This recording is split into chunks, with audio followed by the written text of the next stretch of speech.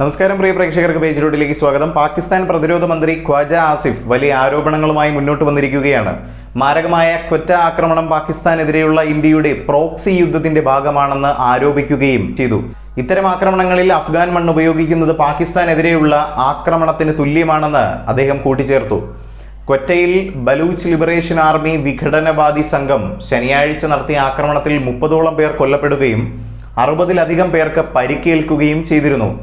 കൊല്ലപ്പെട്ടവരിൽ ഭൂരിഭാഗവും പാക് സൈന്യത്തിലെ അംഗങ്ങളാണെന്ന് ചില വൃത്തങ്ങൾ സൂചിപ്പിക്കുന്നുണ്ട്. ഈ ആക്രമണം ഔദ്യോഗികമായി അഫ്ഗാൻ ഗവൺമെന്റ് അംഗീകരിച്ചിട്ടുണ്ടെന്ന് പറയാനാകില്ല എന്നും, എന്നാൽ ഈ പ്രവർത്തനങ്ങൾക്കെതിരെ നടപടിയെടുക്കുന്നതിലോ അവഗണിക്കുന്നതിലോ പരാജയപ്പെടുന്നത് ഏതെങ്കിലും തരത്തിലുള്ള അനുശോചനമോ പരോക്ഷമായ ഒത്തുകളികളായോ സൂചിപ്പിക്കുന്ന ഒന്നാണെന്നും പാകിസ്ഥാൻ പ്രതിരോധ മന്ത്രി പറഞ്ഞു. അഫ്ഗാന്റെ മണ്ണാണ് ഇത്തരം തീവ്രവാദ പ്രവർത്തനങ്ങൾക്ക് ഉപയോഗിക്കുന്നതെന്നും അദ്ദേഹം കൂട്ടിച്ചേർത്തു. ഇതിനിടെ പാകിസ്ഥാൻ ഉദ്യോഗസ്ഥരുടെ ആരോപണങ്ങൾ തള്ളിയ താലിബാൻ, തെഹ്രീക്ക് ഇ താലിബാൻ പാകിസ്ഥാനെയും ബലൂച്ച് ലിബറേഷൻ ആർമിയെയും ഉപയോഗിച്ച് ഇന്ത്യ രാജ്യത്തിനെതിരെ പ്രോക്സി യുദ്ധം നടത്തുകയാണെന്ന് ഖ്വാജ ആസിഫ് നൽകിയ ഒരു അഭിമുഖത്തിലാണ് ആരോപിച്ചത്. തെഹ്രീക്ക് ഇ താലിബാൻ പാകിസ്ഥാൻ, അതുപോലെ തന്നെ ബലൂചിസ്ഥാൻ ലിബറേഷൻ ആർമി തുടങ്ങിയ ഗ്രൂപ്പുകളിലൂടെ ഇന്ത്യ തങ്ങൾക്കെതിരെ നടത്തിയ പ്രോക്സി യുദ്ധത്തിന്റെ ഭാഗമാണ് ക്വറ്റ ഭീകരാക്രമണമെന്ന് പാകിസ്ഥാൻ പ്രതിരോധ മന്ത്രി കൂട്ടിച്ചേർത്തു. പാകിസ്ഥാനെ വികസിപ്പിക്കുന്നതിനുള്ള ചൈനയുടെ ശ്രമങ്ങളെ തടയാനുള്ള ഗൂഢാലോചനയാണ് ഈ അരങ്ങേറുന്നതെന്നും അദ്ദേഹം പറഞ്ഞു. പാകിസ്ഥാൻ ആസ്ഥാനമായുള്ള ചില ചൈനീസ് പൗരന്മാരെ കഴിഞ്ഞ ഒരു വർഷമായി ആവർത്തിച്ച് ലക്ഷ്യമിടുന്നതായും ആരോപണത്തിൽ പറയുന്നുണ്ട്. കഴിഞ്ഞ ആഴ്ച കറാച്ചി ഡൗൺടൗണിലെ വസ്ത്രനിർമ്മാണശാലയിലെ സുരക്ഷാ ഗാർഡ് നടത്തിയ വെടിവയ്പിൽ 2 ചൈനീസ് പൗരന്മാർക്ക് പരിക്കേറ്റിരുന്നു. കഴിഞ്ഞ മാസം കറാച്ചി വിമാനത്താവളത്തിന് സമീപം 2 ചൈനീസ് എഞ്ചിനീയർമാർ കൊല്ലപ്പെടുന്ന സംഭവവും ഉണ്ടായിരുന്നു.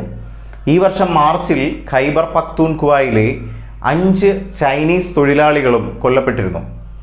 ചൈനയും പാകിസ്ഥാനും തമ്മിലുള്ള സംയുക്ത പദ്ധതികളുടെ സുരക്ഷ ഉറപ്പാക്കാൻ വൻ സുരക്ഷാ സേനയെ വിന്യസിച്ചിട്ടുണ്ടെന്നാണ് പാക് പ്രതിരോധ മന്ത്രി ഇപ്പോൾ പറയുന്നത്.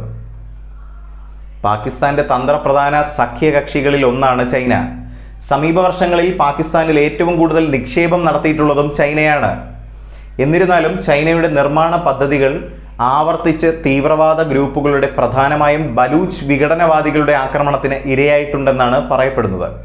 അതിനിടെ ലോകത്തിൻ്റെ പല കോണുകളിൽ നിന്നും ഇന്ത്യയിലേക്ക് ഉയർന്നു വരുന്ന ഒരു ചോദ്യമുണ്ട്. പാകിസ്ഥാനുമായി വ്യാവസായിക ബന്ധം സ്ഥാപിക്കുമോ എന്നുള്ളതാണ് ആ ചോദ്യം. എന്നാൽ ഈ ഒരു വിഷയവുമായി ബന്ധപ്പെട്ട് ഇന്ത്യ പ്രതികരിക്കുന്നത് എങ്ങനെയാണെന്നാൽ, പാകിസ്ഥാനിൽ നിന്ന് ഉയർന്നു വരുന്ന തീവ്രവാദ ഭീഷണിയും അതുപോലെ തന്നെ ഇന്ത്യയോടുള്ള നയങ്ങളിലെ കാര്യമായ മാറ്റങ്ങൾ ഇല്ലാത്തതും കണക്കിലെടുക്കുമ്പോൾ ഈ ഘട്ടങ്ങളിൽ ഇന്ത്യ പാകിസ്ഥാനുമായുള്ള വ്യാപാരം പുനരുജ്ജീവിപ്പിക്കേണ്ട ആവശ്യമില്ല എന്നതാണ്. കടുത്ത വ്യാപാര നിയന്ത്രണങ്ങളിലേക്ക് നയിച്ച ഒരു സംഭവമാണ് പുൽവാമ ആക്രമണം. അതിൻ്റെ ഓർമ്മയുടെ പൊതുബോധത്തിൽ പുതിയ വ്യാപാര ബന്ധങ്ങൾ പുനരാരംഭിക്കുന്നതിനെതിരായ വികാരങ്ങളെ വളരെ വലിയ രീതിയിൽ തന്നെ സ്വാധീനിക്കുന്നുണ്ടെന്നതാണ്. എന്തായാലും പുൽവാമയിലുണ്ടായ സംഭവം നമുക്കാർക്കും മറക്കാൻ കഴിയാത്തൊരു സംഭവമായി തന്നെ നിലനിൽക്കുകയാണ്.